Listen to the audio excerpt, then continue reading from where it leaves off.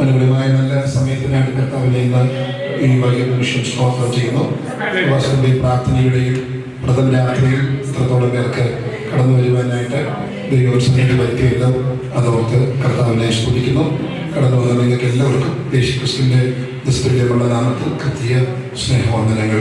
ദർശനം സ്വീകരിച്ച് കടന്നുകൊണ്ടിരിക്കുന്ന ദൈവമക്കൾക്ക് എല്ലാവർക്കും യേശു ക്രിസ്തുവിന്റെ നാമത്തിലുള്ള വന്ദനം അറിയിക്കുന്നു. ഈ പ്രാർത്ഥനയുടെ പ്രഥമ രാത്രിയിലേക്ക് കടന്നു വരുവാൻ ദൈവം നമുക്ക് അവസരങ്ങൾ തന്നു. കഴിഞ്ഞ ദിവസം വളരെ അനുഗ്രഹമായിരുന്നു. ധാരാളം പേർ കടന്നു വന്ന് കർത്താവിനെ മഹത്വപ്പെടുത്തുവാൻ കടന്നു വന്ന നിങ്ങൾക്ക് എല്ലാവർക്കും യേശു ക്രിസ്തുവിന്റെ നാമത്തിൽ ഒരിക്കൽ കൂടി വന്ദനം അറിയിക്കുന്നു. ദൈവം അനുഗ്രഹിക്കട്ടെ. ജനം കടന്നു വരട്ടെ. നമ്മുടെ സഭയ്ക്ക് മാത്രമല്ല, നമ്മുടെ അയൽവാസികൾക്ക്, നമ്മുടെ ദേശത്തുള്ളവർക്കെല്ലാം, ചർച്ചകൾക്കെല്ലാം വിടുതലാവട്ടെ.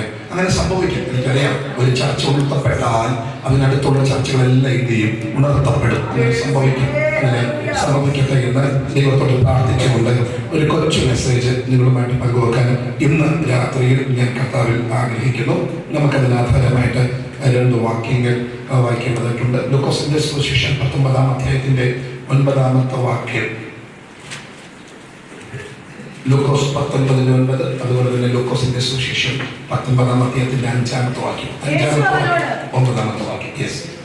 ഇവനും അബ്രഹാമിന്റെ മകനാകിയാൽ ഇന്ന് ഈ വീടിന് രക്ഷ വന്നു. ഇവനും അബ്രഹാമിന്റെ സന്തതിയാകിയാൽ ഇന്ന് ഈ വീടിന് രക്ഷ വന്നിരിക്കുന്നു. 5-ാമത്തെ വാക്യം കൂടെ നമുക്ക് ഇന്ന് രാത്രി വായിക്കാം. 19-ാമത്തെ അവൻ ആ സ്ഥലത്ത് എത്തിയപ്പോൾ മേലോട്ട് നോക്കി സക്കായിയെ വേഗം ഇറങ്ങി, ഞാൻ ഇന്ന് നിന്റെ വീട്ടിൽ പാർക്കേണ്ടതാകുന്നു എന്ന് അവനോട് പറഞ്ഞു. മനോഹരമായ 2 വാക്യങ്ങൾക്കാണ് കർത്താവിന് സ്തോത്രം ചെയ്യുന്നു. വളരെ പരിചയമുള്ള വേദഭാഗമാണ് സക്കായിയും യേശുവും തമ്മിലുള്ള കോൺവെർസേഷൻ.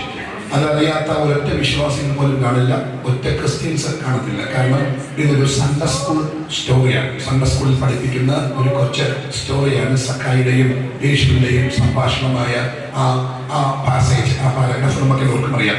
അതിനകത്ത് നിന്ന് എന്നെ വളരെ ചിന്തിപ്പിച്ച 2 വാക്യങ്ങളാണ് ഞാൻ വായിച്ചത്. ആ 2 വാക്യങ്ങൾക്കകത്തും കോമൺ ആയിട്ടുള്ള ഒരു വാക്കുണ്ട്. അറിയാമോ? ആ 2 വാക്യങ്ങൾ, 5-ാമത്തെ വാക്യവും 9-ാമത്തെ വാക്യം വായിക്കുമ്പോൾ ആ 2 വാക്യത്തിനകത്തും കോമൺ ആയിട്ട് പറഞ്ഞിരിക്കുന്ന 2 വാക്യത്തിന് പറഞ്ഞിരിക്കുന്ന ഒരൊറ്റ പദമുണ്ട്. സ്തോത്രം. ഇന്ന് ഇന്ന് എന്നൊരു പദമുണ്ട്. ഇന്ന് ഞാൻ നിന്റെ വീട്ടിൽ പാർക്കേണ്ടത് ആകുന്നു. അടുത്ത വാക്യം ഇങ്ങനെയാണ്, അബ്രഹാമിന്റെ മകനാകിയാൽ ഇന്ന് ഈ വീടിന് രക്ഷ വന്നിരിക്കും. ഇന്ന് രാത്രി ഞാൻ നിങ്ങളുമായിട്ട് ചർച്ച ചെയ്യാൻ പോകുന്ന സബ്ജക്റ്റ് ഇന്ന് എന്നുള്ളതാണ്. ചേർന്ന് കർത്താവിനെ ഇന്ന് എന്നുള്ളതാണ്. ഇത് എപ്പോഴും നമ്മൾ കേൾക്കുന്ന ഒരു വാക്കുണ്ട്. നമ്മളിങ്ങനെ വാഹനയാത്ര ചെയ്യുന്ന സമയത്ത് ഇങ്ങനെ കൊച്ചു കൊച്ചു വണ്ടിക്കകത്ത് ധാരാളം പേര് ഇങ്ങനെ പറഞ്ഞുകൊണ്ട് പോകുന്ന കേൾക്കാം. പറഞ്ഞുകൊണ്ട് പോകുന്നത് പ്രയാസമായതുകൊണ്ട് ഇപ്പൊ അവര് റെക്കോർഡ് ചെയ്തേക്കുക. ആ റെക്കോർഡ് ചെയ്യുന്നതിനകത്ത് എപ്പോഴും അവർ പറയുന്ന പദം നാളെ അല്ലേ? നാളെയാണ് കേട്ടിട്ടില്ലേ? പത്തനംതിട്ട ടൗണിൽ ചെന്നാൽ നമുക്ക് കേൾക്കാൻ പറ്റും നാളെയാണ്. കോഴഞ്ചേരി ചെന്നാൽ നമുക്ക് കേൾക്കാൻ പറ്റും നാളെയാണ്. ഇനി ആരെങ്കിലും എന്തോ ചന്തയിൽ കൂടെ പോയാൽ അവരും ബൈക്കിൽ സൈക്കിളിനകത്തോട് തള്ളിക്കൊണ്ട് പോയാൽ ഇങ്ങനെ ഒരു കൊച്ചു സൗണ്ട് വെച്ചോണ്ടിരിക്കും, നാളെയാണ്. ലോകത്തിന്റെ സിസ്റ്റങ്ങളെല്ലാം നാളെയാണ്. യേശുവിന്റെ സിസ്റ്റം ഇന്നാണ്. വിശ്വസിക്കുന്നവർക്കായി കർത്താവിന്റെ സ്തോത്രം. ഇത് രാത്രി നമുക്ക് വേണ്ടി അത്ഭുതങ്ങൾ ചെയ്യാൻ കരുത്തുള്ള ദൈവം ഇതിനകത്ത് വന്നിട്ടുണ്ട്. ദൈവം ഒരു മനുഷ്യനെ വിടുവിക്കാൻ പദ്ധതിയിട്ടാൽ അത് നാളത്തേക്ക് മാറ്റി വെക്കത്തില്ല. ദൈവം ഒരു മനുഷ്യനെ ഉയർത്താൻ പദ്ധതിയിട്ടാൽ അത് അടുത്ത ദിവസത്തേക്ക് മാറ്റി വെക്കത്തില്ല. നീങ്ങുന്ന പ്രശ്നങ്ങൾ നൽകി, നിന്റെ വേദനയുടെ പ്രശ്നങ്ങൾ നൽകി ഇന്ന് രാത്രി അത്ഭുതങ്ങൾ ചെയ്യാൻ എന്റെ ദൈവം വിശ്വസ്തനാണ്. വിശ്വസിക്കുന്നവർക്ക് 7-ാം ഭാഗത്ത് ഇന്ന് എന്നൊരു പദം കാണുന്നുണ്ട്. ഇന്ന് നിങ്ങൾ അവന്റെ വചനം കേൾക്കുന്നെങ്കിൽ നിങ്ങളുടെ ഹൃദയം എന്ത് ചെയ്യരുത്? കഠിനപ്പെടരുത്. ഇവിടുത്തെ പറയുന്ന പദമാണ് ഇന്ന്. മറ്റൊരു പദമുണ്ട്, ഇന്ന് നീയും നിന്റെ രക്ഷയുടെ വചനം അറിഞ്ഞെങ്കിൽ കൊള്ളാമായിരുന്നു. വാക്യമുണ്ട്. ഇന്നെന്ന് പറയുന്ന പദങ്ങൾ ബൈബിളിനകത്ത് ധാരാളം. ഏതാണ് 7ഓളം പദങ്ങൾ പറയുന്നുണ്ട്. ഇന്ന് നിന്റെ സമാധാനത്തിനായുള്ളത് നീയും അറിഞ്ഞുവെങ്കിൽ കൊള്ളാമായിരുന്നു. അങ്ങനെ പദങ്ങൾ പലതുണ്ട്. ഇന്ന് രാത്രി ഇന്നെന്ന് പറയുന്ന ആ വേടാണ് നിങ്ങൾ ചിന്തിപ്പാൻ കർത്താവ് ഞാൻ ആഗ്രഹിക്കുന്നത്. ഇത് പറയുമ്പോൾ എനിക്ക് 100% ഒരു വലിയ കോൺഫിഡൻസ് ഉണ്ട്. കാരണം ഈ മെസ്സേജ് പരിശുദ്ധാത്മ നമുക്ക് തന്നിട്ടുണ്ടെങ്കിൽ ഇന്ന് രാത്രി നമ്മുടെ നടുവിൽ കർത്താവ് ആഗ്രഹിക്കുന്നുണ്ട്. അത് വിശ്വസിക്കുന്നവർക്ക് കർത്താവിന് സ്തോത്രം. ഞാൻ ഈ ഭാഗത്തേക്ക് വേഗം ഓടി വരാൻ കർത്താവ് ആഗ്രഹിക്കുന്നു. എരിഹോ എന്ന് പറയുന്ന സ്ഥലമാണ് ഇതിന്റെ പശ്ചാത്തലം. യേശുവിന്റെ പരസ്യ ശുശ്രൂഷയിൽ യേശു ഒരിക്കൽ എരിഹോവിൽ എത്തുവാനിടയായിരുന്നു. എരിഹോ എന്ന് പറയുന്ന സ്ഥലം ശാപം കൊണ്ട് നിറയപ്പെട്ട സ്ഥലമാണ്. ആ സ്ഥലം പണിയുന്നവർ ശപിക്കപ്പെടുമെന്നുള്ള ഒരു പദം ഓൾഡ് ടെസ്റ്റ്മെന്റിൽ കിടപ്പുണ്ട്. അതിനനുസരിച്ച് ശാപഗ്രസ്തമായ ഒരു സ്ഥലമാണ് എരിഹോ എന്ന് പറയുന്ന സ്ഥലം. ഒരിക്കൽ യേശു എരിഹോവിൽ വന്നു ചേർന്നു. വന്നതിന് ശേഷം അവിടുന്ന് കടന്നു പോകുമ്പോൾ അതിന്റെ 1-ാമത്തെ വാക്യം വെച്ച് അവൻ എരിഹോവിലെത്തി കടന്നു പോകുമ്പോൾ ചുങ്കക്കാരിൽ പ്രമാണിയും ബലവാനുമായ സക്കായി എന്ന ഒരുവൻ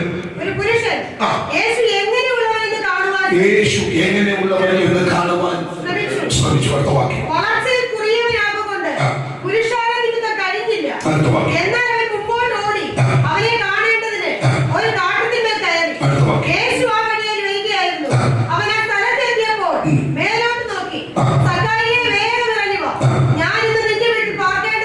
ഒരു അത്ഭുതകരമായ പദമായിട്ട് എനിക്കിത് മനസ്സിലാക്കുന്നത്. കാരണം യേശു ആ വഴി കടന്നു പോകുമെന്ന് പറഞ്ഞപ്പോൾ സഖായി എന്ന് പറയുന്ന ആ പൊക്കം കുറഞ്ഞ മനുഷ്യൻ യേശുവിനെ കാണാൻ ഒരു ആഗ്രഹം ഉണ്ടാകുന്നുണ്ട്. അദ്ദേഹത്തെ കുറിച്ച് പറയുന്ന ഒരു 3 വിശേഷണങ്ങൾ അവിടെ ഉണ്ട്. ഒന്ന്, ചുങ്കക്കാരിൽ പ്രമാണി എന്നാണ് പറയുന്നത്. ചുങ്കക്കാരിൽ പ്രമാണി. ചുങ്കക്കാരൻ എന്ന് പറഞ്ഞാൽ തന്നെ യഹൂദന്മാർക്ക് അത്രയ്ക്ക് ഇഷ്ടമുള്ള ഒരാള് ആ ഗ്രൂപ്പ് അല്ല. കാരണം പറയുന്നതിൽ കൂടുതൽ പിരിക്കുന്ന സ്വഭാവമുള്ളവരാണ് ചുങ്കക്കാർ. അതുകൊണ്ടാണ് ഒരു പ്രാർത്ഥന, ഞാൻ ഈ ചുങ്കക്കാരനെ പോലെ അല്ലാഹയാൽ അതിനെ എന്ത് ചെയ്യുന്നു, വാഴ്ത്തുന്നു. എന്ന് പറഞ്ഞാൽ ചുങ്കക്കാരൻ എന്ന് പറഞ്ഞാൽ അത്രയ്ക്ക് താല്പര്യമുള്ളവരല്ല. പക്ഷെ ഇദ്ദേഹം ചുങ്കക്കാരനല്ല, പിന്നെ അതിന്റെ പ്രമാണിയാണ്. ഇനി അടുത്ത വാക്യം വായിക്കുമ്പോൾ അദ്ദേഹം ചുങ്കക്കാരിൽ പ്രമാണി മാത്രമല്ല, ധനവാനാണ്. സ്തോത്രം. അടുത്തത് പറയുമ്പോൾ ഇനി ആ വളർച്ചയിൽ അയാൾ കുറുകിയവനായ ഒരു മനുഷ്യനായിരുന്നു. കുറെ വിശേഷണങ്ങൾ അദ്ദേഹം പറയുന്നുണ്ട്. അദ്ദേഹത്തെ കുറിച്ച് ബൈബിൾ പറയുന്നുണ്ട്. യേശുവിനെ കാണാൻ ആഗ്രഹിച്ച് ഓടി വരുന്ന മനുഷ്യനെ തന്റെ മുമ്പിൽ നിൽക്കുന്ന വലിപ്പമുള്ള ആൾക്കാരുടെ ആ കൂട്ടം അല്ലെങ്കിൽ ആ പുരുഷാരം തനിക്ക് യേശുവിനെ കാണാൻ കഴിയത്തില്ലാത്തൊരു അന്തരീക്ഷം ഉണ്ടാക്കുമെന്ന് മനസ്സിലാക്കിയ സഖായി ഒരു കാര്യം ചെയ്തത്, ഈ പുരുഷാരത്തിന്റെ പേര് പറഞ്ഞ് യേശുവിനെ കാണാതെ പോകാൻ മനസ്സില്ലാകയാൽ അദ്ദേഹം ഒരു കാര്യം തീരുമാനിച്ചു, എങ്ങനെയും യേശുവിനെ ഒന്ന് കാണുക എന്ന് മാത്രമാണ്. ഞാനൊരു കാര്യം പറയാം, ആവശ്യമുള്ളവർക്ക് തടസ്സം ഒരു വിഷയമേ അല്ല. ആവശ്യക്കാരന് തടസ്സം ഒരു പ്രശ്നമല്ല. ആവശ്യക്കാരുടെ മുമ്പിലെ വിഷയങ്ങൾ ഒരു തടസ്സമല്ല. മനസ്സിലാകുന്നവർക്ക് കർത്താവിന് സ്തോത്രം. മുൻനടക്കുന്നവർ മിണ്ടാതിരിക്കാൻ കൽപ്പിച്ചിട്ടും ബർത്തിമായി എന്ന് പറയുന്ന മനുഷ്യൻ അയാൾ നിലവിളിക്കാനുള്ള കാരണം ഇതെന്റെ ജീവിതത്തിൽ സുവർണ അവസരമാണ്. ഭിക്ഷ യാചിച്ചിരുന്ന എന്റെ ഈ വഴിയിൽ കൂടെ സകലരെയും സൗഖ്യമാക്കാൻ കരുത്തുള്ളവർ ഇറങ്ങി വരുന്ന ഈ രാത്രിയിൽ, ഈ ദിവസത്തിൽ ഞാൻ ഇവർ പറയുന്നത് കേട്ട് അടങ്ങിയിരുന്ന ഒരു പക്ഷേ എനിക്ക് ലഭ്യമാക്കേണ്ട വിടുതൽ ലഭ്യമാകത്തില്ല എന്നുള്ള ചിന്ത മറ്റുള്ളവരുടെ വാക്കുകൾ കേൾക്കാതെ വന്ന അവനെ മോക്ഷത്തിൽ യേശുവേ എന്ന് വിളിക്കുമാറാക്കി. ഇന്ന് രാത്രി ഞാൻ പറയാം, ആവശ്യം നിനക്കുണ്ടെങ്കിൽ മറ്റുള്ള തടസ്സത്തെക്കാൾ അപ്പുറമായി ലക്ഷ്യത്തോടെ മുമ്പോട്ട് പോകാൻ തയ്യാറായാൽ നിന്റെ വിടുതൽ നാളെ ആകത്തില്ല. നിന്റെ വിടുതൽ ഇന്ന് രാത്രിയാകുമെന്ന് പറഞ്ഞാൽ ഞാൻ വിശ്വസിക്കാൻ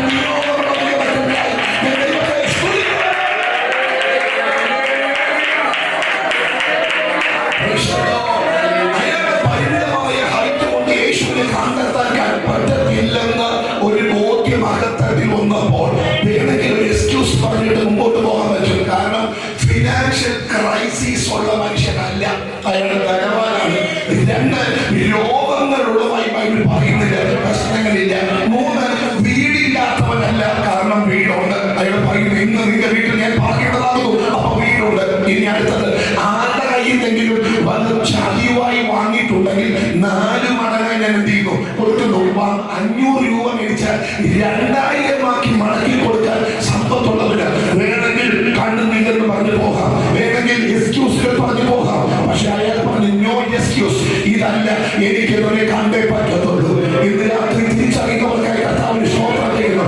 ഞാൻ പറയാം, ചില ദിവസങ്ങൾ നമ്മുടെ ദിവസമാക്കി ദൈവം തീർക്കും. ചില മണിക്കൂറുകൾ നമ്മുടെ മണിക്കൂറുകളാക്കി ദൈവം തീർക്കും. ചില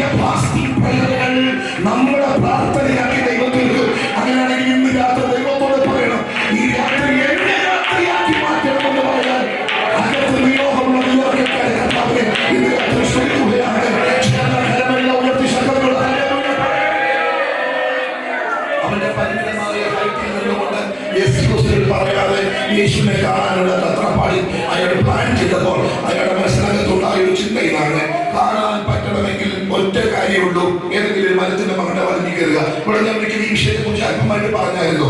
ലോഹയിലാണ് യഹൂദന്മാരുടെ ഡ്രസ് എന്ന് പറയുന്നത്, ലോഹയാണ്. ഈ ലോഹയൊക്കെ വലിച്ചു പോക്കി ഈ മരത്തിന്റെ മണ്ടലോട്ട് കയറുകയാണ് പറയുന്നത്. അത്ര ഈസി കാര്യമൊന്നും അല്ല. എന്താണ് അവന്റെ ചോട്ടിൽ വന്നപ്പോൾ യേശു ലാസറെ വിളിക്കാൻ കാരണം? ഇവനെടുത്ത എഫർട്ട് എന്താണെന്ന് തമ്പുരാൻ അറിയാം. മനസ്സിലാകുന്നുണ്ട്? ഈ വസ്ത്രമൊക്കെ ചുരുട്ടി പിടിച്ച് മേലോട്ട് കയറിയപ്പോൾ ആ കയറ്റത്തിന്റെ പിന്നിലെ ഇന്റൻഷൻ എന്താണെന്ന് തമ്പുരാൻ അറിയാവുന്നത് കൊണ്ട് ആ മരത്തിന്റെ ചോട്ടിൽ വന്നു പറയാണ്, നീ ഇറങ്ങി വരണം. ഈ കാണാൻ നിന്നവരെക്കാളൊക്കെ എന്നെ കാണാൻ ത്യാഗം അനുഭവിച്ചൊരു മനുഷ്യനാണ് നീ.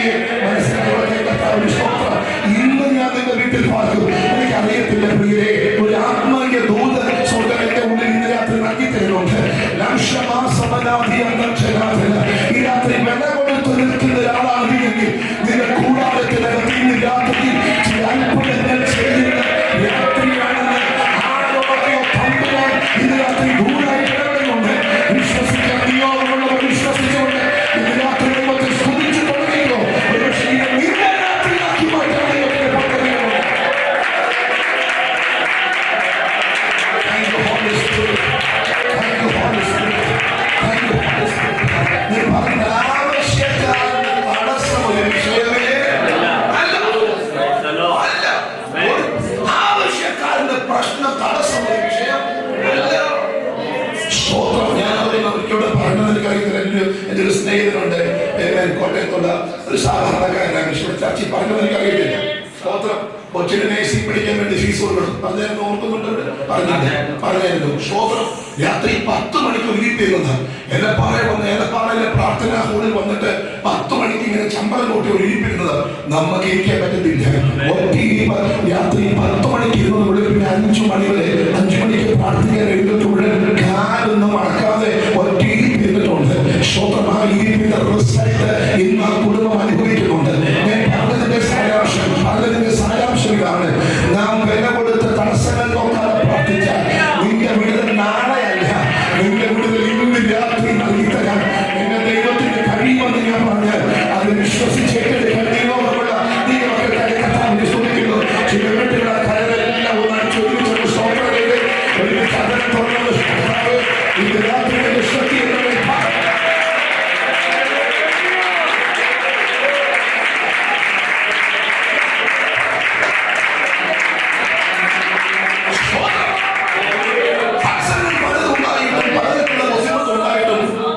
യേശുവിനെ കാണാനായിട്ട് സക്കായി ഓടിയ മരത്തിന്റെ മണ്ടൽ എന്ത് ചെയ്തു?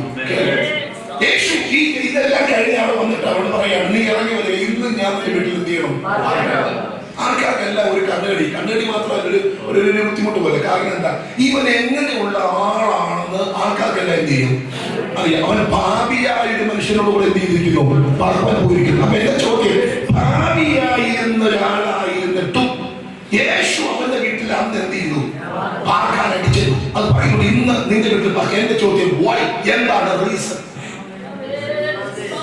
ഭാവിയായ മനുഷ്യനായിട്ടും യേശു പറയുന്ന സ്റ്റേറ്റ്മെന്റ് ഇന്ന് ഞാൻ നിന്റെ വീട്ടിൽ പാർക്കും. ആൾക്കാരൊക്കെ പറഞ്ഞു ഭാവിയായ മനുഷ്യനാണ്, താൻ ശുഭക്കാരനാണ്, പ്രമാണിയാണ്, പല കമന്റുകൾ പറയുമ്പോൾ യേശുവിനോ ഞാൻ ഇന്ന് നിന്റെ വീട്ടിൽ പാർക്കും. എന്റെ ചോദ്യം, ഇങ്ങനെ ഒരു ഡിസിഷൻ യേശു എടുക്കാൻ കാരണം എന്താ? ഞാൻ മനസ്സിലാക്കിയപ്പോൾ അതിനകത്ത് ഒരു വാക്യം എനിക്ക് പറയാനുള്ളൂ. ഈ മനുഷ്യന്റെ മനസ്സിനകത്ത് ഒരു ചിന്ത ഉണ്ടായിരുന്നു, യേശു എങ്ങനെയുള്ളവനെന്ന് എന്ത് ചെയ്യണം? അതേ അവിടെ പ്ലസ് പോയിന്റ് ആയിട്ട് പറയാനുള്ളൂ. ഒറ്റ വാക്യം പറയാനുള്ളൂ, യേശു എങ്ങനെയുള്ളവൻ എന്ന് എനിക്ക് എന്ത് ചെയ്യണം? ഒന്ന് അത്രയുള്ള അവിടെ വായിക്കുമ്പോൾ ആകെ സക്കായിയുടെ പ്ലസ് പോയിന്റ് ആയിട്ട് പറയുന്ന കാര്യം 3ാമത്തെ വാക്യത്തിലാണ്.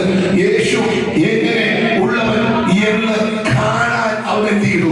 ശ്രമിച്ചു എന്ന് പറഞ്ഞാൽ യേശു എങ്ങനെയുള്ള ആളാണെന്ന് അറിയാൻ നീ ശ്രമിച്ചാൽ അത് മാത്രം മതി നിന്റെ കുടുംബത്തിനകത്ത് വിടുതലുകൾ സംഭവിക്കാൻ. ഇന്ന് രാത്രി വിശ്വസിക്കുന്ന ദൈവമക്കൾക്കായി കർത്താവിനെ ഞാൻ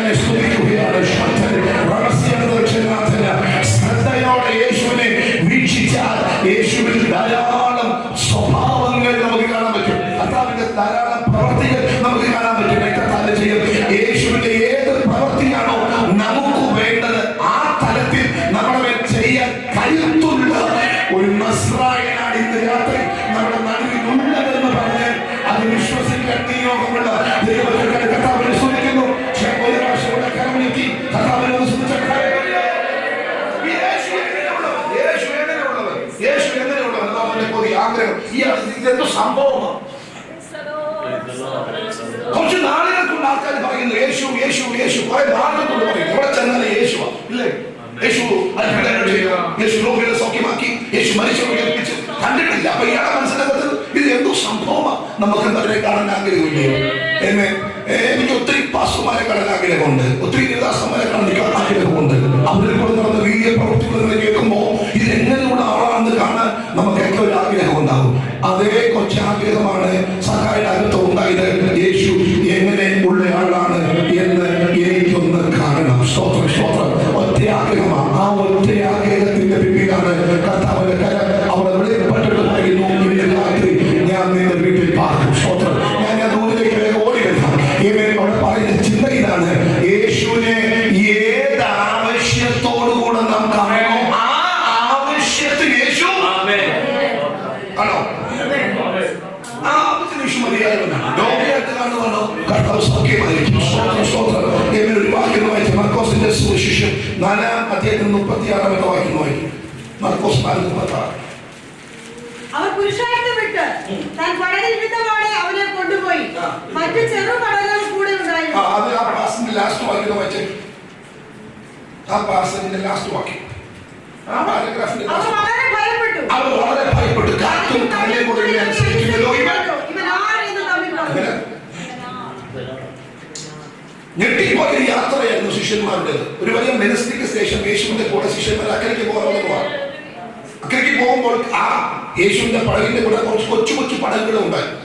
പക്ഷെ കുറച്ച് കഴിഞ്ഞപ്പോൾ ആ കൊച്ചു കൊച്ചു പടകുകളൊക്കെ മടങ്ങി വന്നു. യേശുവിന്റെ പടകം മുമ്പോട്ട് പോകുന്നു. യേശു ശിഷ്യന്മാരുടെ പോകുന്ന വേളയിൽ യേശു അമരത്ത് തലേണ വെച്ച് എന്ത് ചെയ്തു?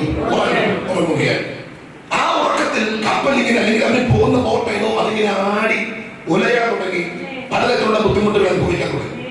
ഇതിനകത്തിരിക്കുന്ന രാജ്യം തന്നെ കടലുമായി ബന്ധമില്ലാത്തവരല്ല, എല്ലാവർക്കും കടലുമായി നല്ല ബന്ധമുള്ളവരാണ്. കടലിന്റെ ആഴവും പരപ്പൊക്കെ നിന്നിട്ട് അറിയുന്നവരുമാണ്. മാക്സിമം 12 പേര് പോകുന്ന ഈ ബോട്ട് കൺട്രോൾ ചെയ്യാൻ കപ്പാസിറ്റി ഉള്ള മുക്കുവന്മാരായിട്ടുള്ള 10 പേര് ഏകദേശം അതിനകത്ത് ഉണ്ട്. പത്രോസ് ഉണ്ട്, യാക്കോബ് ഉണ്ട്, യോഹന്നാൻ ഉണ്ട്. ഇവരെല്ലാം നല്ല കരുത്തുള്ള മുക്കുവന്മാരാണ്. കടലിനെയും പടലിനെയൊക്കെ നിയന്ത്രിക്കാൻ കപ്പാസിറ്റി ഉള്ള കരുത്തരാണ്. പക്ഷേ ആരും ശ്രമിച്ചിട്ടും ഇതെന്ത് ചെയ്യുന്നില്ല, കൺട്രോൾ ആയിട്ട് വരുന്നില്ല. പിന്നെ പടയിനകത്ത് ഇങ്ങനെ തള്ളിക്കണം തുടങ്ങി. ഈ വലിയ പ്രതിസന്ധി കണ്ടോണ്ട് അവർ പറയുന്ന ഒരു പദമുണ്ട്. അവർ ഗുരുവിനെ എന്ത് ചെയ്തു? ഉണർത്തി. ഞങ്ങൾ നശിച്ചു പോകുന്നത് നിനക്ക് വിചാരം ഉള്ള യേശു നിങ്ങളിങ്ങനെ ഫീലിക്കലാകാൻ എന്ത് എന്ന് ചോദിച്ചിട്ട് അവൻ കാറ്റിനെയും കടലിനെയും എന്ത് ചെയ്തു? ശാന്തമാക്കി. ഇത് കണ്ടിട്ട് ഇവര് പറയാണ്, അയ്യോ കാറ്റും കടലും കൂടെ ഇവനെ അനുസരിക്കുന്നല്ലോ എന്ന് പറഞ്ഞ 5 അപ്പം കൊണ്ട് 7 പേരെ പോഷിപ്പിക്കുന്നതാണ് കണ്ടിട്ടുള്ളത്. പച്ചവെള്ളം വീരാക്കുന്ന കാര്യമാണ് കണ്ടിട്ടുള്ളത്. കൈവരണ്ട മനുഷ്യനെ സൗഖ്യമാക്കുന്നതാണ് അവർ കണ്ടിട്ടുള്ളത്. പക്ഷപാതരോഗിയെ സൗഖ്യമാക്കുന്നതാണ് കണ്ടിട്ടുള്ളത്. അതിനപ്പുറം പ്രപഞ്ച ശക്തികളെ നിയന്ത്രിക്കുന്നത് അവർ കണ്ടിട്ടില്ല. അതുകൊണ്ടാണ് അവർ പറയുന്നത്, അയ്യോ കാറ്റും കടലും കൂടെ, കാറ്റടങ്ങുന്നു കടലടങ്ങുന്നു, ഇതിനെ നിയന്ത്രിക്കാൻ കഴിവുള്ള ഇവൻ ആർ? ഇന്ന് രാത്രി ഞാൻ പറയാം, എങ്ങനെ ഉള്ളവരെന്ന് കാണാൻ നീ ആഗ്രഹിച്ചാൽ നിനക്ക് നിയന്ത്രിക്കാൻ കഴിയാത്ത പലതിനെയും നിന്റെ കൂടാരത്തിൽ നിയന്ത്രിച്ച് കരുത്തുള്ള ഒരു നസ്രായെ ഇന്ന് രാത്രി നമ്മുടെ നാട്ടിൽ ഉണ്ടെന്ന് പറഞ്ഞാൽ അത് വിശ്വസിക്കുന്ന ദൈവമക്കൾക്കാണ് കർത്താവിനെ സ്തുതിക്കുന്നു.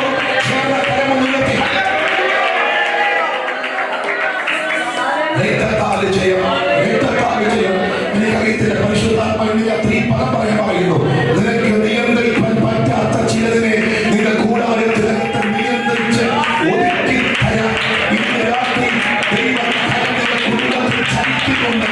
അത് വിശ്വസിക്കുന്നവർക്ക് കർത്താവിനെ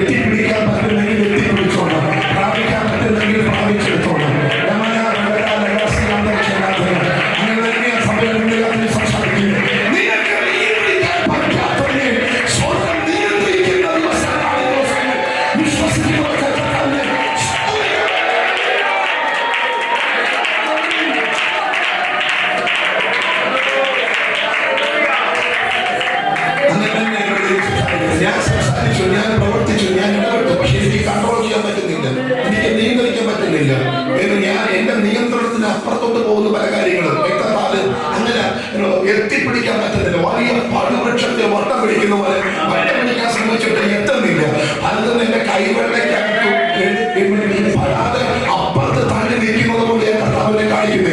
അത് തലമുറകളാകാം, കുടുംബങ്ങളാകാം, പ്രശ്നങ്ങളാകാം, ലോകങ്ങളാകാം. ഇന്ന് രാത്രി തമ്മിൽ പറയുന്ന ദൂത് ഒരു പ്രവചന ദൂതാണ്. നിങ്ങൾക്ക് നിന്റെ കൺട്രോളിൽ എത്തിപ്പിടിക്കാൻ പറ്റാത്തതിനെ നിങ്ങളുടെ കരത്തിനകത്തോട്ട് കൊണ്ടുതരുന്ന ദിവസങ്ങളാണ് ദിവസങ്ങൾ എന്ന് പരിശുദ്ധാത്മാവ് സംസാരിക്കുന്നു.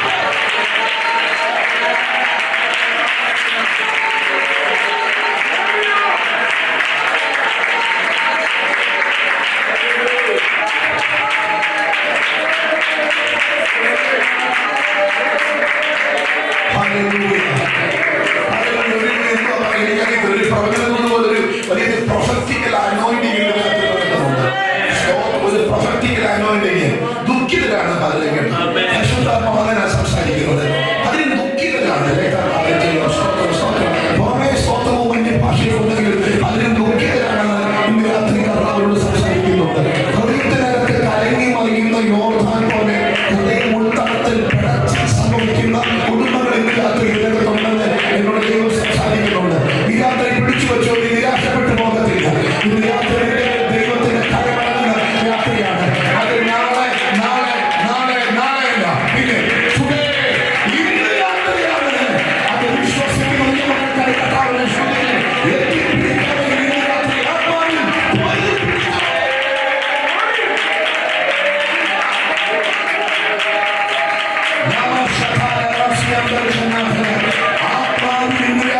പൊരുതുവാൻ നിയോഗമുണ്ടെങ്കിൽ പൊരുത്തോണം. ഇല്ലെങ്കിൽ ലൈഫ് വിഭിന്നമല്ല.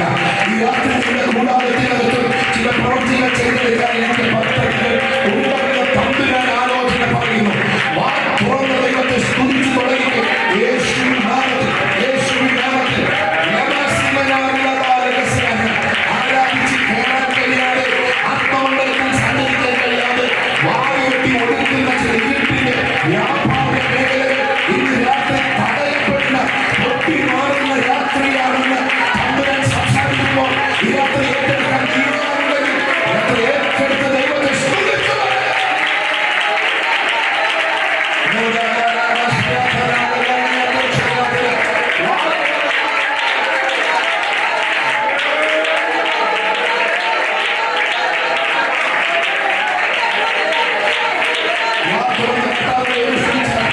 അഭിഷേകത്തോടെ ആത്മാവിന്റെ ശക്തിയോടെ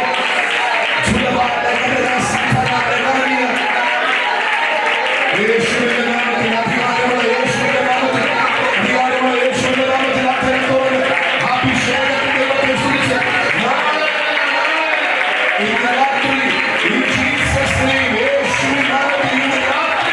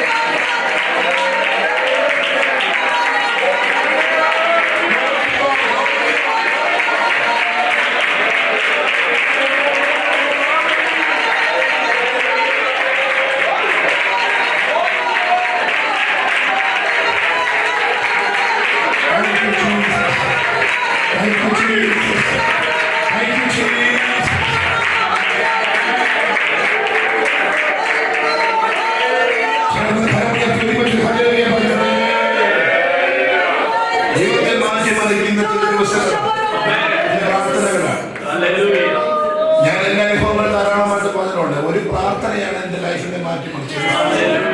2003 കൊച്ചു ഫാസ്റ്റിംഗ് 2003 പട്ടിണിയുടെ പരിവട്ടമായിട്ട് ഗതികെട്ട് നടന്നൊരു കാലഘട്ടം. വീട്ടിലെ ഫുഡില്ല, നാട്ടിലെ ഫുഡില്ല, ഞെരുക്കം. അന്ന് എന്റെ സുഹൃത്ത് പറഞ്ഞു നമുക്കൊരു കാര്യം ചെയ്യാം, 21 days ഒന്ന് ഫാസ്റ്റ് ചെയ്യാം. അതൊക്കെ ഞങ്ങളുടെ ഏറിയാലേ അങ്ങനെയൊന്നുമില്ല. ഭാഗ്യമായിട്ട് ഇന്നപ്പോ എന്റെ അപ്പൻ ചോദിച്ചാൽ ഞാൻ അവിടെ പറഞ്ഞായിരുന്നു ചത്തുപോക്കിലൂടാണ് 21 days എടുക്കുന്നത്. പക്ഷെ അന്ന് ചത്താലും വേണ്ടില്ലെന്നുള്ളതാണ്, മരിച്ചാലും വേണ്ടില്ലെന്നുള്ളതാണ്. നമ്മുടെ ഈ എന്തോ എഫേർട്ട് ഉണ്ടല്ലോ, നമ്മുടെ ഒരു എഫേർട്ട്, നമ്മളെടുക്കുന്ന ഒരു എഫേർട്ട്, ഒരു സമർപ്പണം, എന്തോ ഡെഡിക്കേഷൻ എന്നൊക്കെ പറയും. 10ാം ദിവസത്തെ ഒന്ന് ഒരു കൊച്ചു അഭിഷേകം അന്ന് പ്രസംഗിച്ച പാസ്റ്റർ പ്രസംഗിച്ചതിന് ശേഷം നടന്ന പ്രാർത്ഥനയിലുണ്ടായ ഒരു ചെറിയ അഭിഷേകത്തിന്റെ മാറ്റങ്ങളാണ് സംഭവിച്ചത് മൊത്തം തന്നെ. മനസ്സിലാകുന്നുണ്ടോ ഞാൻ പറഞ്ഞു? നമുക്ക് നിയന്ത്രിക്കാൻ പറ്റാത്തതിനെ നമ്മുടെ കൈകോട്ട് കൊണ്ട് അധികാരമുള്ളവന്റെ പേരാണ് യേശു. വിശ്വസിക്കുന്നവർക്ക് നിങ്ങളോട് വ്യക്തമായി സംസാരിക്കുന്നുണ്ട്. ഈ പ്രാർത്ഥന ഭവനാന്തരീക്ഷത്തെ ചേച്ചി നിങ്ങൾക്ക് ഫലമായി ചെയ്ത് ചെയ്യും വ്യക്തം ചെയ്യും. നിന്റെ കുടുംബത്തിന്റെ അന്തരീക്ഷത്തെ ചെയ്ത് നിനക്ക് നിയന്ത്രിക്കാൻ പറ്റാത്തതിനെ നിയന്ത്രിക്കാൻ അടുത്തുള്ള ദൈവമാണ് നമ്മുടെ രാത്രി നമ്മുടെ അതിൽ വന്നിട്ടുള്ളത്. വിശ്വസിക്കുന്നവർക്ക് കർത്താവിന് സ്തോത്രം.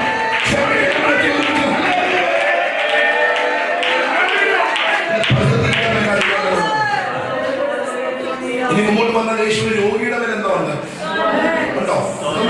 രോഗിയുടെ മേൽ അധികാരമുണ്ട്, ലോകത്തിന്റെ മേൽ അധികാരമുണ്ട്. ഇരിക്കുന്ന പോലെ എല്ലാം കഴിഞ്ഞിട്ട് അവസാനം കർത്താവ് സൗഖ്യമാക്കും എന്ന് പറഞ്ഞ് വിടുവൊന്നുമല്ല. സൗഖ്യമാക്കാൻ കപ്പാസിറ്റി ഉണ്ടാകും.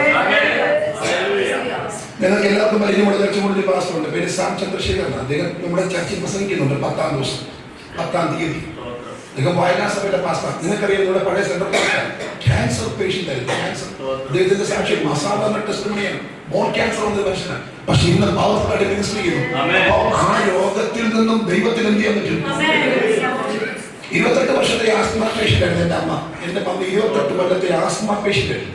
എൻ്റെ മമ്മിയുടെ ആസ്മയുടെ സിവിയർ ആയിട്ടുള്ള അനുഭവം ഞാൻ കണ്ടിട്ടുണ്ട്. ഞങ്ങൾക്ക് ഒരു പണ്ട് ഒരു ലയത്തിന്റെ പുറകിൽ ചെറിയൊരു ചാർത്ത്, ആ ചാർത്തിന്റെ മേളിൽ കമ്പനി ഇങ്ങനെ പിടിച്ചിട്ടാണ് വലിക്കുന്നത്. ഇങ്ങനെ കൈ പിടിച്ചു വെച്ചാലേ വലിയ ശ്വാസം കിട്ടത്തുള്ളൂ. അങ്ങനെ പിടിച്ചാൽ വലിക്കും. അല്ലെ പിന്നെ താഴെ ഇരിക്കും. ഇരുന്നിട്ട് ഈ സാരി എല്ലാം കൂടെ ചേർത്ത് കയറ്റി വെച്ചേച്ച് ഒരു എന്നിട്ട് അവിടെ നിന്നല്ലേ കിട്ടത്തുള്ളൂ ശ്വാസം. 18 തരം ആസ്മ ഉണ്ടെന്നാണ് പറയുന്നത്. അതിലൊന്നാണ് എൻ്റെ മമ്മിയുടെ ആസ്മ. ഒട്ടഞ്ചിത്തരം എന്ന് പറയുന്ന സ്ഥലത്ത് ചെന്ന് എനിക്ക് തോന്നുന്നു ഇഷ്ടംപോലെ ട്രീറ്റ്മെന്റുകൾ ചെയ്തതാണ്. ഭാരത ഹോസ്പിറ്റൽസ് ഒന്നുമില്ല. പക്ഷെ ഒരു ദിവസം കർത്താവ് സൗഖ്യമാക്കി. ഇന്ന് ഞാൻ പറഞ്ഞല്ലോ, ഇപ്പോഴും ഫാസ്റ്റിംഗ് ഇരിക്കണം. ദൈവത്തിന്റെ പരിശുദ്ധാത്മ കഴിയുക ഇപ്പോഴും അതിന് തയ്യാറാണ്. സൗഖ്യമാക്കാനായിട്ട് അന്നുള്ള പോലെ ഇന്നും ദൈവത്തിന്റെ കഴിയിൽ അത് വിശ്വസിക്കുന്നവരും മറ്റുള്ളവരുടെ കർത്താവ് വിശ്വാസം ചെയ്യും. നമ്മുടെ ചർച്ചകളിൽ പാസ്സായിരുന്നു തമ്പാച്ചായ മോൻ സന്തോഷ് വർഗീസ്. നിങ്ങൾക്ക് എല്ലാവർക്കും അറിയാം. സന്തോഷ് വർഗീസിന്റെ സാക്ഷി ഞാൻ 2003 കേൾക്കുന്നത്. ബ്ലസ് പത്രം നടക്കുന്ന സമയത്ത് ഒരു ദിവസം സന്തോഷ് വർഗീസ് പ്രസംഗിച്ചപ്പോൾ എനിക്ക് തോന്നി ഇത്രയും വണ്ണമുള്ള മനുഷ്യൻ ചർച്ചപ്പെടുകാരനാണോ? എനിക്കറിയത്തില്ലായിരുന്നു. ചർച്ചപ്പെടുകാരനായിരുന്നു പുള്ളിയുടെ പ്രസംഗം ഞാൻ ഭയങ്കര പവർഫുൾ ആയിരുന്നു. കിഡ്നി രണ്ടും പോയ മനുഷ്യനാണ് അല്ലേ? നിങ്ങൾക്കറിയാമോ? സാക്ഷി അറിയോ? സ്തോത്രം. ഒരിക്കൽ ബോംബെക്ക് ട്രെയിനിൽ പോകുമ്പോൾ ട്രെയിനെ കടന്ന് ബോഡി വീർത്തേച്ച് ആ ട്രെയിനിന്റെ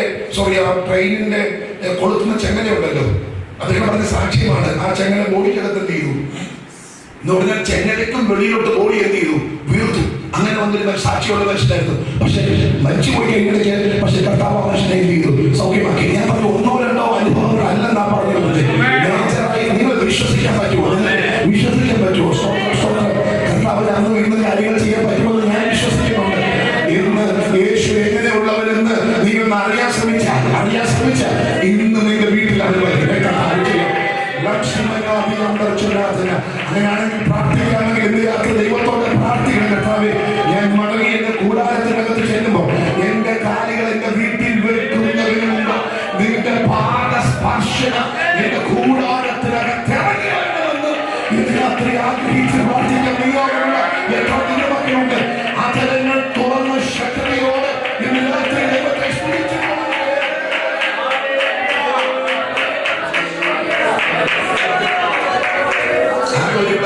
നമുക്ക് സഹായി കുറച്ച് പറയാനുള്ളൂ. എന്തുവാ അവൻ എങ്ങനെയുള്ളവരെന്ന് കാണാൻ ആഗ്രഹിച്ചു. വെളിപ്പെടുത്തി കൊടുത്തു. എങ്ങനെ? പ്രകൃതിയുടെ മേൽ അധികാരമുള്ളവൻ, ലോകത്തിന്റെ മേൽ അധികാരമുള്ള ലോകത്തിന്റെ മേൽ അധികാരമുള്ളവൻ. എന്റെ കാര്യം ജയം. സ്തോത്രം. എന്റെ ലൈഫിനകത്ത് ഉണ്ടായിട്ടുള്ള ഒത്തിരി ഞാൻ പറഞ്ഞില്ല, വളരെ കോൺഫിഡൻസ് ആയിട്ടാണ് ഇന്ന് രാത്രി ഞാൻ ഈ മെസ്സേജ് പറഞ്ഞത്. മാത്രമല്ല ഈ പ്രാർത്ഥന കൊണ്ട് എന്റെ മനസ്സിനകത്ത് ഒത്തിരി ആഗ്രഹമുണ്ട്. എനിക്കൊരു കൃപ പ്രാപിക്കുക എന്നതല്ല, അതിനപ്പുറം എന്റെ മനസ്സിൽ ഒത്തിരി പ്രതീക്ഷകളുണ്ട്. ഫുട്ബോളിനെ കുറിച്ച് എനിക്ക് ഒത്തിരി ലക്ഷ്യങ്ങളുണ്ട്. ഞാൻ എന്റെ പ്രാണന സംസാരിക്കുന്നത്. സ്തോത്രം. രോഗമില്ലാത്ത കലർപ്പില്ലാത്തൊരു സുന്ദരമായ സ്ഥലമാണ് എന്റെ മനസ്സിനകത്തുള്ള ലക്ഷ്യം. അത് കണ്ടുകൊണ്ട് തന്നെയാണ് ഞാൻ ഈ യോഗം വെച്ചേക്കുന്നത്. എന്റെ മനസ്സിൽ കലർപ്പില്ലാതെ എന്ന് പറഞ്ഞാൽ ഇടം കൈ കൊണ്ടും വലം കൈ കൊണ്ടും യുദ്ധം ചെയ്യാൻ കരുത്തരായ ഉണ്ടായിരുന്നത് പോലെ ഒരു ബുദ്ധിമുട്ടും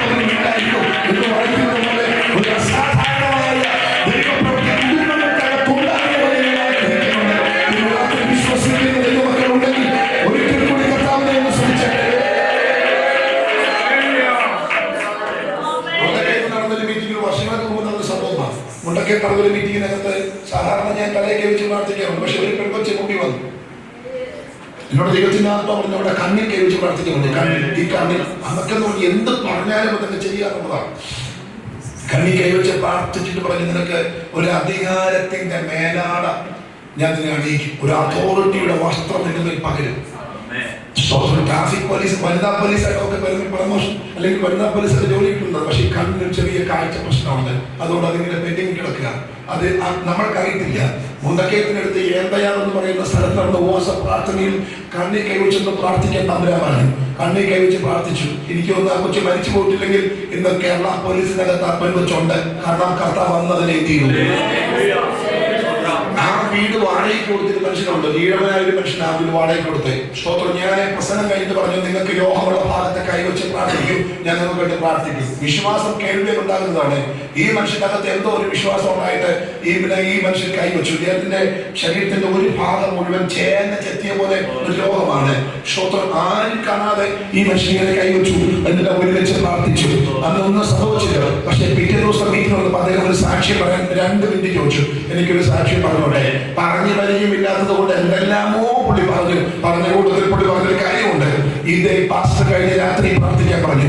എന്റെ കൈ ഞാൻ വെച്ച് പ്രാർത്ഥിച്ചു, ഒന്നും സംഭവിച്ചില്ല. പക്ഷെ രാത്രി കിടന്നുകൊള്ളുന്ന സമയത്ത് 12 മണിയായപ്പോ എന്റെ കാലിൽ നിന്നെന്തോ ഒന്ന് ഇഴഞ്ഞു പോകുന്ന പോലെ തോന്നി. എന്റെ ദേഹത്തിനെന്തോ ഇങ്ങനെ ഇഴഞ്ഞ് പാമ്പാണെന്നാണ് ഞാൻ ചിന്തിച്ച്. പെട്ടെന്ന് ടോർച്ച് എടുത്ത് ഞാൻ ഇവിടെ എല്ലാം അടിച്ചു നോക്കിയപ്പോ ഒന്നിനെയും കാണാനില്ല.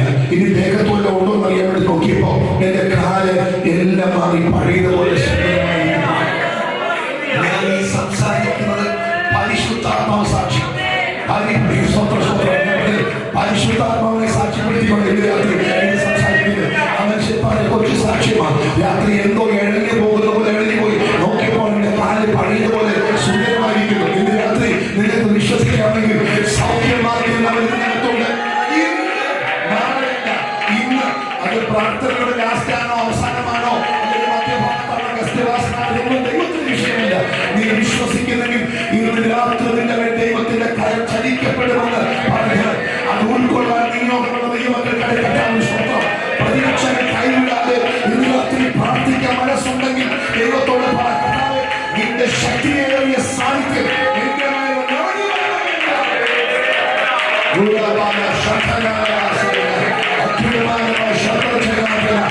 എന്റെ മേൽ ഇറങ്ങി യേശുനാമത്തിൽ കൽപ്പിക്കുന്നു. ഇന്ന് രാത്രി കർത്താവേ, നിന്റെ കരം ഈ ജനത്തിന്റെ നടുവിൽ ചലിക്കട്ടെ.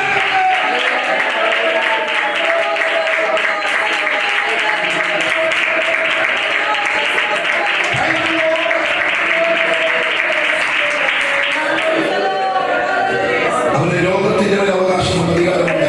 പ്രകൃതിയുടെ മേൽ അവന് അധികാരമുണ്ട്. സമയത്തിന്റെ മേൽ അവൻ എന്തോ ഉണ്ട്.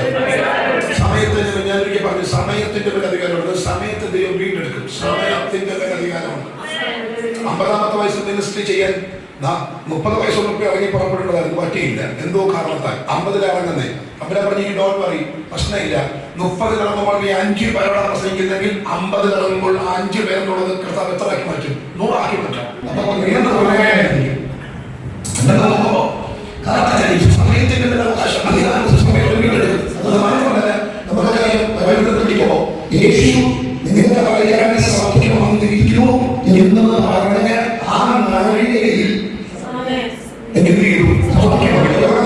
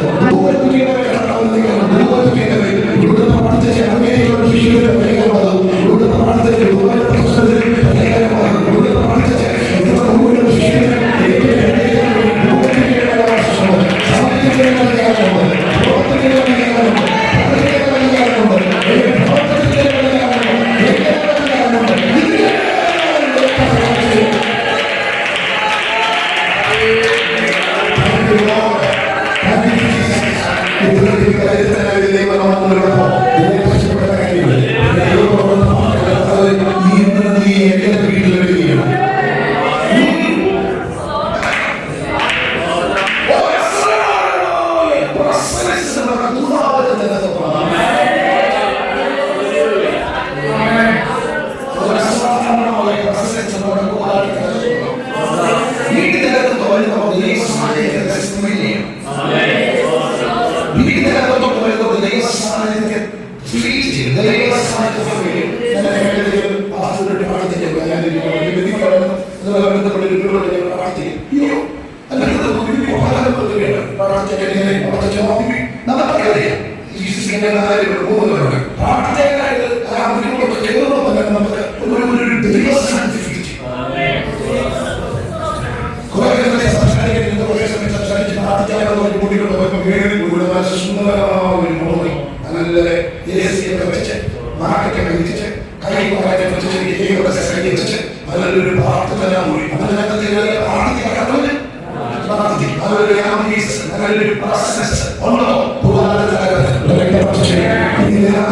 ഞാൻ പറയട്ടെ, പുസ്തകത്തിന്റെ ക്വാളിറ്റി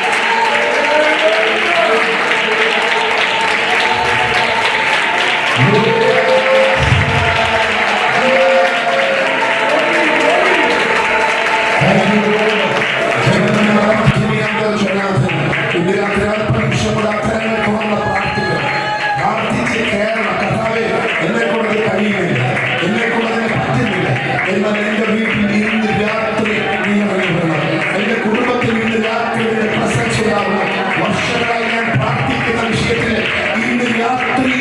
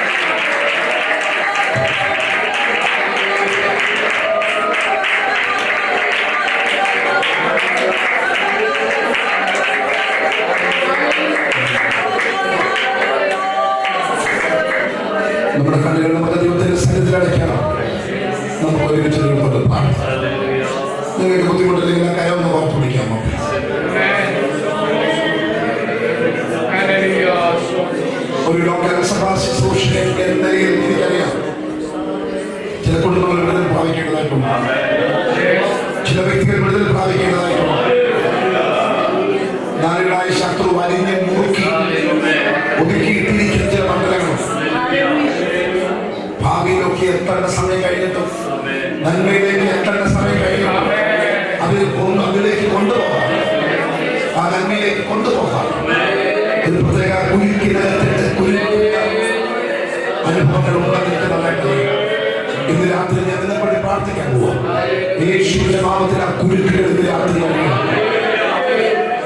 രക്തം ചെയ്യണം. നിന്റെ അടുത്തിരിക്കുന്ന ആൾ ആര് തന്നെയായാലും അതിനെ കുറയാക്കുണ്ടെന്ന് പ്രാർത്ഥിക്കാം. വമ്പൻ കുരുക്കിനകത്ത് കുരുങ്ങിയിട്ടുള്ള ഇതിനകത്തുണ്ട്. ഇത് രാത്രി നീ അത്തരം പറഞ്ഞ് പ്രഥമ രാത്രി സ്തോത്രം ചെയ്യുമ്പോൾ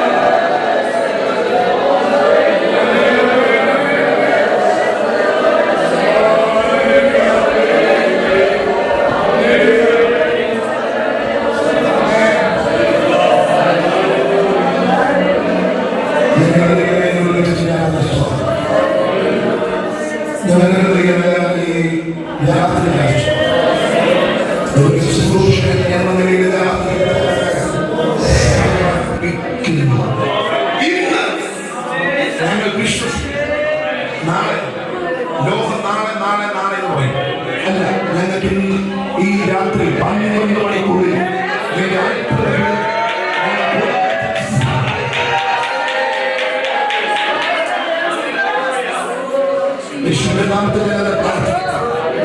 രാത്രി ഉറങ്ങി എഴുന്നേൽക്കുമ്പോൾ സാക്ഷ്യം പറയത്തക്ക നിലയിൽ ചില അത്ഭുതവിടുതലുകൾ നിങ്ങൾ ജനത്തിന്റെ നടുവിൽ സ്വർഗം ചെയ്യുന്നത് കൊണ്ട്